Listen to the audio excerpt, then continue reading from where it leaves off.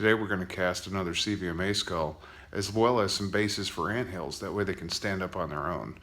And we're going to clean up all the cans, because ingots are better than just tin cans. Let's check it out.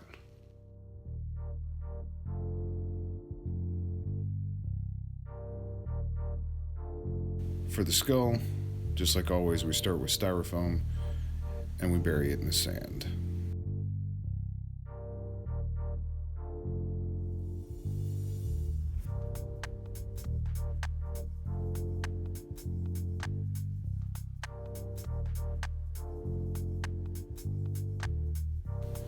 Take a soup can with the ends cut off, cover the top of my sprue, gives me a reservoir so as the aluminum shrinks, it has someplace to pull the metal from instead of from within the casting.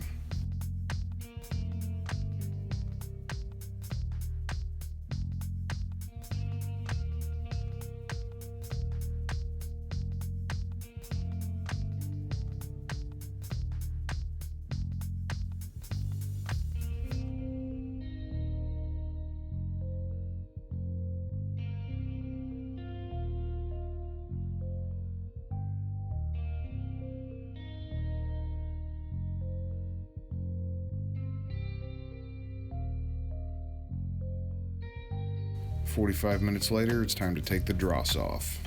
That's all the paint and plastics from the aluminum cans. Turns to a layer of gunk on top of the metal. Just scrape it off with a slotted steel spoon. Once all the dross is gone, I use Norton's light salt as a flux. Helps degas and flux the metal a little, but with aluminum it's not all that important.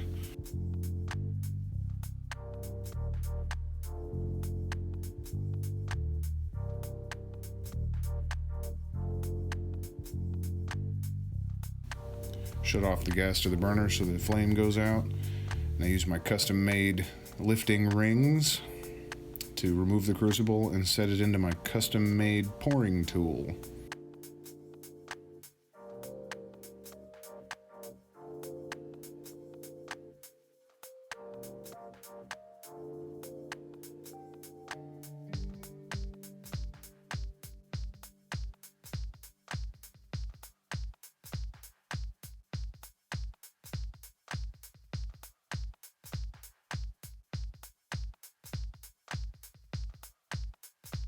You'll see here as I pour the molten aluminum down over the styrofoam mold, the styrofoam vaporizes and catches fire immediately.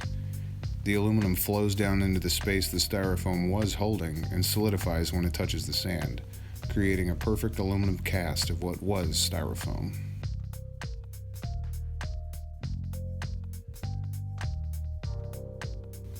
Any excess I pour into ingot molds.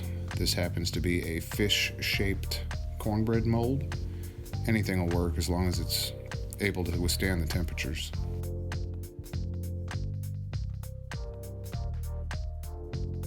"15 minutes later, it's safe to pull it out of the sand. Still incredibly hot, but solid.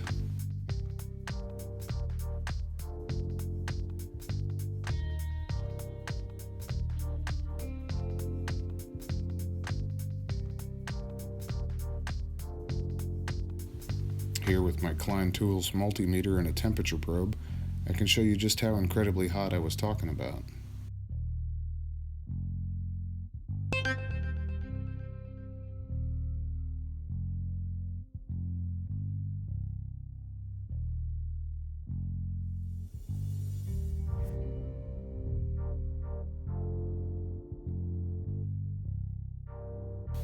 Second thing we're doing is casting a base for a large anthill. I had that large round cast iron pan heating over the foundry, so it's good and hot already so that I don't get any splatters when I pour in molten metal. Also, I ensure it's completely dry, so I shouldn't trap any steam, which could become very dangerous very quickly. You get about a minute and a half to get the anthill set in there before it starts to solidify, and it's not too bad to just hold it there while it does stiffen up. You can see it came out pretty nice. It stands on its own.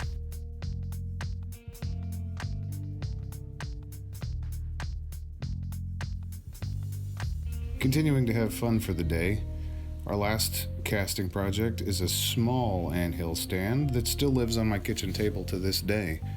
Also, I'm just melting all the cans we had left over before the big move, so I had plenty of extra metal for my ingots.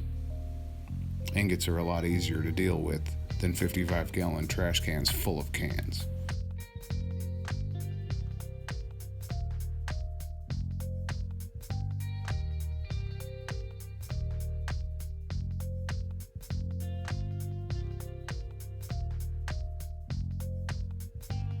This one managed to sit in the cast iron tray perfectly, so I didn't have to hold it up while it solidified.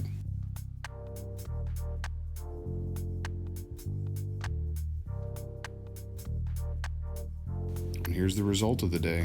A skull, about 7 ingots, and 2 anthills that are now capable to stand up on their own.